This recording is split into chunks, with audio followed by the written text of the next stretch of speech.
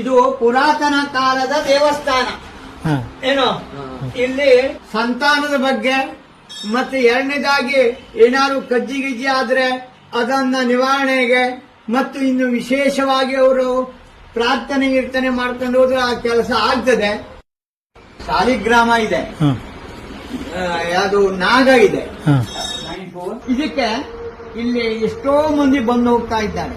ಎಲ್ಲ ಸಂತಾನ ಆಗೋರಿಗೆ ಸಂತಾನ ಆಗ್ತಾ ಇದೆ. ಮತ್ತೆ ಕಜ್ಜಿ ಗಿಜ್ಜಿ ಆದವರಿಗೆ ಈ ಸ್ನಾನ ಮಾಡಿಸಿ ತೀರ್ಥ ಕೊಟ್ಟರೆ ಅವು ಕಜ್ಜಿ ಗಿಜ್ಜಿ ಎಲ್ಲ ಕಡಿಮೆ ಆಗ್ತದೆ.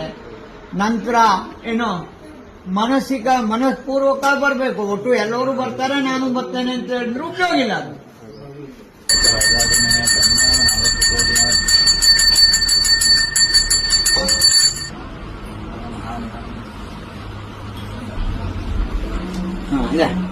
ತಗೊಳ್ಳಿ, ಆರ್ತಿ ತಗೊಳ್ಳಿ.